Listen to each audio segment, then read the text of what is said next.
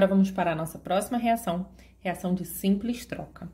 A reação de simples troca é uma reação que nós vamos ter aqui um metal ou uma metal, e ele vai substituir. Eu sei que sempre o primeiro elemento ele é positivo e o segundo é negativo. O que ocorre? Os metais são eletropositivos, então dentro do composto ele tende a ficar com uma carga positiva, ou seja, ele vai querer ficar no lugar do X. Então, quando for um metal, ele vai tentar substituir a primeira parte do composto. Agora, essa reação ela pode ocorrer ou não. Para isso, você vai ter que analisar a sua tabela de reatividade. Ela é grande, mas tem uma dica aqui para vocês. Primeiro, a gente tem os elementos da 1A e 2A, depois os metais mais comuns e o hidrogênio, é muito importante a posição do hidrogênio, eu até marquei aqui ele para vocês, tá? E depois os metais nobres. E nós vamos comparar.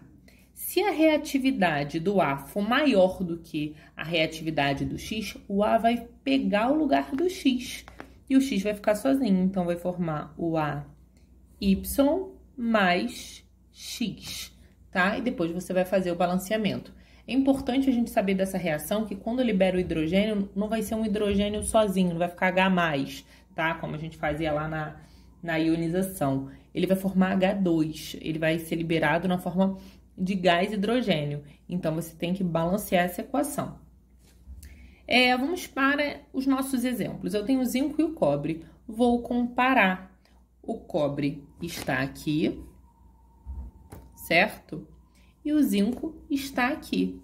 O zinco é mais reativo do que o cobre, então ele vai conseguir deslocar esse cobre, ele vai conseguir ficar no lugar dele. Então, o zinco vai conseguir ficar com o SO4, liberando o cobre, tá? Então, eu tenho aqui uma reação de simples troca que vai ocorrer, você só vai comparar o local deles na tabela de reatividade.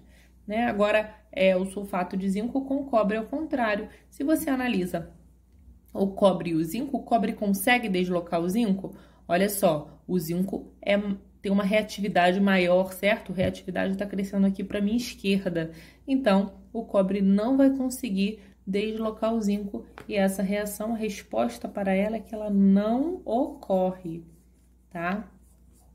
Nós temos essas reações, a presença, muitas vezes, dos ácidos. Então, o hidrogênio aparece muito, né? Então, quando o hidrogênio aparecer, você sabe que para ganhar do hidrogênio, qualquer elemento, né, sem ser os metais nobres, você sabe que ele vai vencer do hidrogênio e a reação vai ocorrer. É importante fazer o balanceamento também dessas reações. Agora, Mariana, e se for um ametal? Olha só, preparei aqui para vocês, tá? Uma folhinha igual.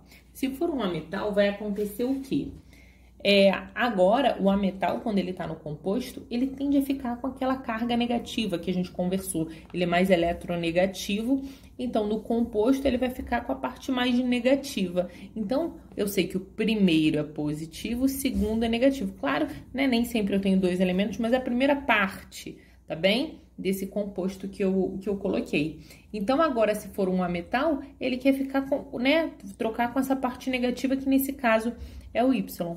Então, ele quer ficar no lugar do Y, porque ele gosta de ficar negativo.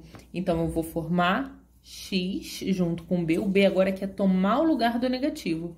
E vou liberar o Y, tá? Então, vamos analisar e para saber se a reação vai ocorrer ou não, nós vamos olhar a nossa tabela de reatividade. Então, ela tá aumentando para a esquerda, tá bem? Agora, nós estamos comparando o cloro, peraí que eu botei o X e o Y, mas no caso vou colocar aqui embaixo para vocês, seria Cl2 mais NaBr, tá? Brometo de sódio. O que vai acontecer aqui? Eu tô comparando o cloro, ele quer entrar no lugar do negativo, do bromo. Comparando o cloro e o bromo, eu vejo que o cloro tem uma reatividade maior, ou seja, ele vai conseguir deslocar o bromo sim. Então, ele vai tirar, ó, sai daí, bromo, e o cloro vai entrar no lugar dele. Então, vai ter Na, tá? O Cl vai entrar no lugar dele, NaCl, mais o Br que tá saindo aqui, tá? Eu sei que o bromo é da família 7A, então ele vai ficar ligado a outro bromo, completando, né, pela regra do octeto, as suas ligações. Aí eu tenho que fazer o balanceamento. Se eu tenho 2 bromos, eu vou colocar aqui o número 2. Só que eu também tenho 2 sódios e 2 cloros, vou colocar aqui o 2, fazendo o devido balanceamento da reação. Então, gente, sempre olhando a tabela de reatividade para conseguir completar essas reações. O bromo agora com o NaCl, o que vai acontecer? A gente pode perceber que o bromo, eu tenho que comparar o bromo com o cloro. Comparando o bromo com o cloro tem uma maior reatividade, ou seja, essa reação, ela não ocorre.